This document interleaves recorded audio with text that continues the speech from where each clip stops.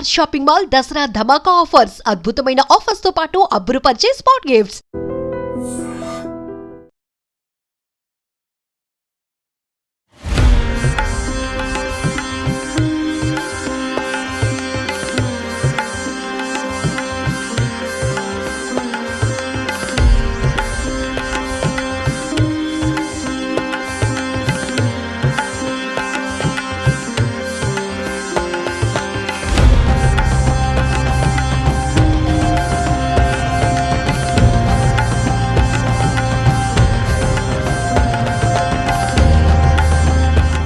Hello viewers, welcome to I Dreams media.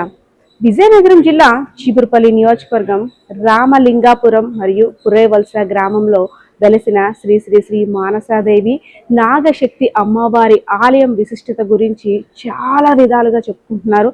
So ఇక్కడికైతే మనం వచ్చేసాం. ఇక్కడ అమ్మవారి ప్రత్యేకత గురించి తెలుసుకోవాలంటే ఒకటి కాదు, రెండు కాదు.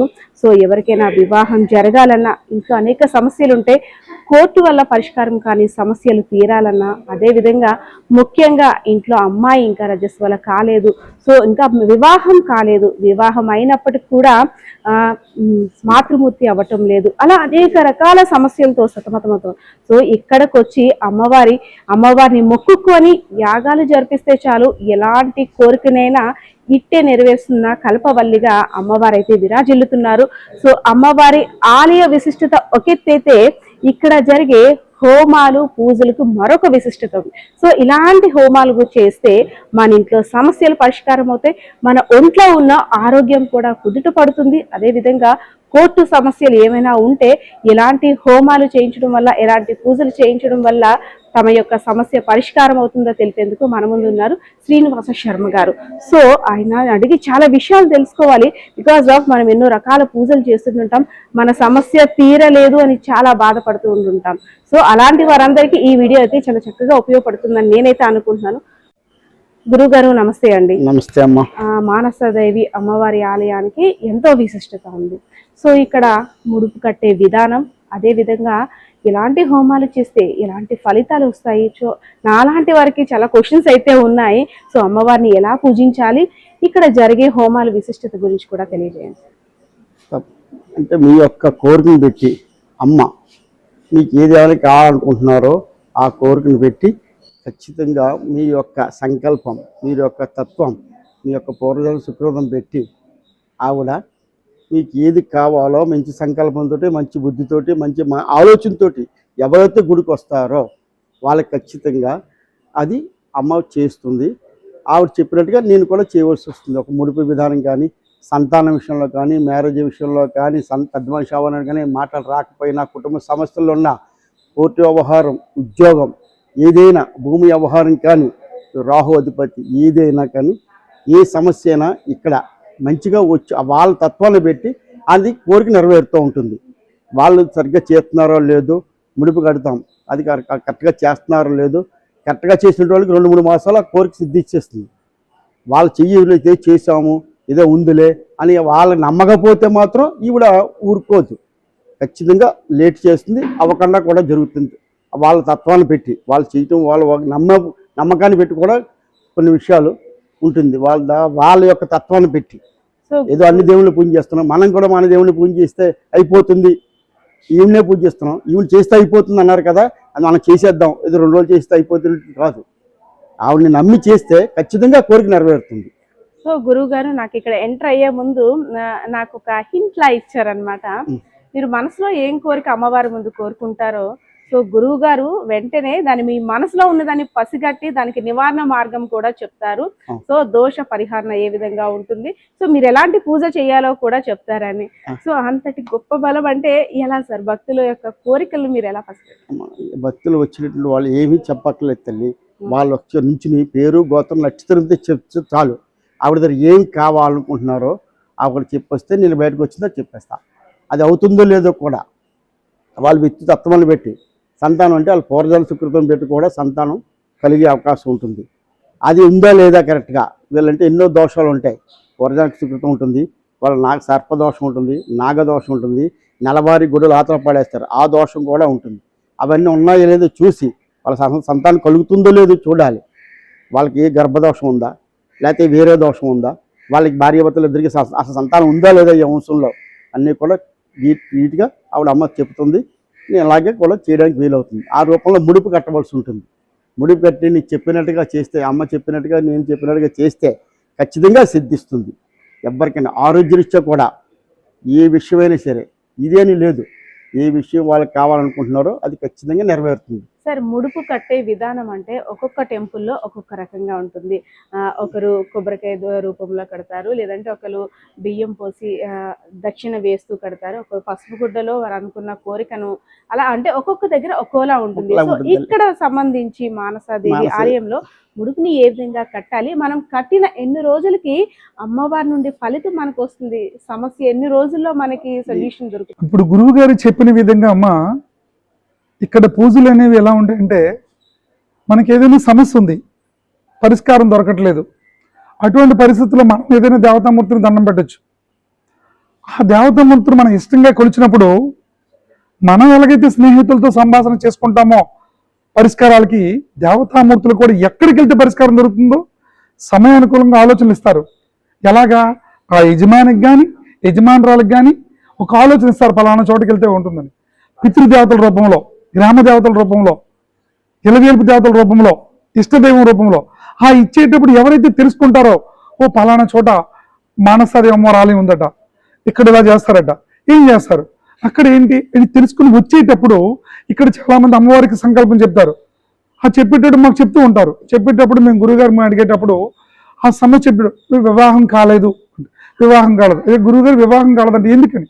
సో వివాహం కాలేటప్పుడు దోషం ఉందా, శాపం ఉందా, దశల్లో బాలదా, గ్రహస్థిత, ఎందువలన వివాహం జరుగుతుందా లేదా, ఒకవేళ జరగాలంటే ఏం చేయాలి, ఆ విధానం చెప్పి వాళ్ళు శ్రద్ధగా పూజ చేయగలుగుతారా లేదా, చేసేటప్పుడు అది ఎలా ఉంటుందంటే సమయం అనేది ఎలా ఉంటుందమ్మా, వాళ్ళు శ్రద్ధగా చేసినప్పుడు ఒక్కొక్కరు 24 గంటల్లో జరిగే విధానం ఉంది, ఒకళ్ళు నెల రోజులు, ఒకళ్ళు 2 నెలలు. అంటే వాళ్ళు ముడుపు కట్టి వివాహంకి పూజ చేసేటప్పుడు ఆ ముడుపులు అనేవి గురువు గారి చేత కట్టించి వాళ్ళకి ఇవ్వడం జరుగుతుంది. ఆ ముడుపులు వాళ్ళ ఇంటి దగ్గర పెట్టేటప్పుడు సూర్య భగవానుడు రాకముందు వాళ్ళ ఇంట్లో వాళ్ళు ప్రతిరోజు పూజ చేయగలిగితే వాళ్ళ పూజ సక్రమంగా చేస్తున్నారు లేదనేది ఆ ముడుపులను బట్టి మేము ఎక్కడుండే ఆ విషయాన్ని చెప్పగలం. దానివల్ల ఏంటంటే వాళ్ళు శ్రద్ధగా చేయకపోతే మేము తెలియజేయడం వల్ల ఇంకొంచెం శ్రద్ధ పెట్టి చేయడం జరుగుతుంది. అలాగే చాలామంది సక్సెస్ అవ్వడం జరిగింది. అలాగే సంతాన విషయంలో ఇప్పుడు గురువు గారు చెప్పిన విధంగా కలుగుతుందా లేదని ఎలా అంటే, మంచినీళ్ళు కూడా తాకుండా దంపతులు ఇక్కడ రాగలిగినప్పుడు సంతానం కలుగుతుందా లేదా, కణాల లోపమా, హార్మోన్స్ లోపమా, నీటి బుడగలు ఉన్నాయా, సంతానం కలుగుతుందా లేదా, ఒకవేళ కలగాలంటే ఏం చేయాలి, దోషం ఉందా, శాపం ఉందా, ఏమైంది, గత జన్మ ఫలితమా, పూర్వజన్మ సుకృతం ఏంటనేది అది గురువు గారు చూసి ఆ విధానాన్ని తెలుసుకొని ఆ దంపతులకి వివరిస్తారు. ఆ చెప్పినప్పుడు వాళ్ళు ఖచ్చితంగా ఆ విధానాన్ని ఒప్పుకుంటే, ఆ నిజమని నమ్మితే వాళ్ళు డాక్టర్ దగ్గరికి వెళ్ళి ఏదైనా మాట్లాడచ్చు, డాక్టర్ వాళ్ళకి చెప్పొచ్చు. ఆ విషయాన్ని కూడా డాక్టర్ చెప్పకండి, ఏం చెప్పారు ఆ విషయం నేను చెప్పగలరు. అలాగే విషయాన్ని చాలా మంది తెలుసుకొని ఇక్కడికి వచ్చి ఆ ముడుపులు కట్టి సంతాన విషయంలో, వివాహ విషయంలో, ఉద్యోగ విషయంలో, వ్యాపార విషయంలో, వీటిల్లో, అలాగే భూమి వ్యవహారంలో కానీ, అలాగే కోర్టు వ్యవహారాలు, ఆర్థిక సమస్యలు, వాళ్ళ నక్షత్రాన్ని బట్టి, గ్రహస్థితిని బట్టి దశల్లో బాగాలేనప్పుడు వాళ్ళకు ఆ ముడుపు కట్టాలని చెప్తూ ఉంటారు.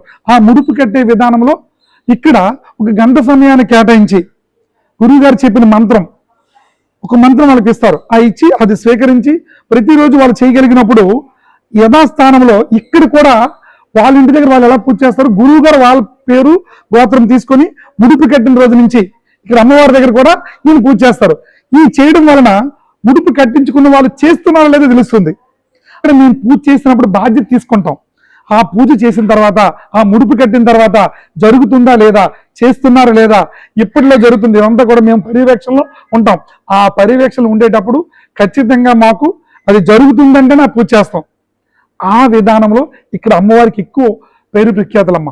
దోష నివారణార్థం దోష ప్రభావం ఉండేటప్పుడు ఆ విధానాన్ని, తత్వాన్ని తెలుసుకుని చేయగలిగితే, ఏం చేయాలని తెలుసుకోగలిగితే, ఈవిడ తత్వాన్ని తెలుసుకోగలిగితే ఖచ్చితంగా ఇప్పుడు చెప్పిన విషయాలు ఏవైతే ఉన్నాయో ఖచ్చితంగా ఎవరైనా ఉన్నా కూడా పరిష్కారం ఇక్కడ ఉందా లేదనేది ముఖాన్ని చూసి జాతకం చెప్తారు. మన మనసులో ఉన్న కోరిక సంకల్పం అనేది ముఖాన్ని చూసి, మన పేరు నక్షత్రం చెప్తే దానికి పరిష్కారం ఉందా లేదా, జరుగుతుందా లేదా అనేది వివరణ ఇస్తారమ్మా. ఆ వివరంలోనే చాలా మంది సంతృప్తి చెందుతారు. ఎందుకంటే ఎదుటి మనసులో ఎదుటి వాళ్ళు మనసులో ఏముందో చెప్పగలిగేది ఎవరు? భగవంతుడు. అంతకుమించి ఎవరు చెప్పలేం. అటువంటి భాగ్యం గణపతి రూపంలో గురువు గారికి ఇవ్వడం జరిగింది. అందుకని అమ్మవారు ఈయన ఇక్కడ తీసుకొచ్చి ఈయన చేత చాలా మంది భక్తులకి అమ్మవారు ఈ రూపంలో పరిష్కరిస్తుంది. గురువుగారు, అమ్మవారి అంటే చాలా దిక్కుల అమ్మవారి సన్నిధిలో కావచ్చు, స్వామివారి సన్నిధిలో కావచ్చు, అన్నదానాలన్నీ విరివిగా జరుగుతూ ఉంటుంటాయి.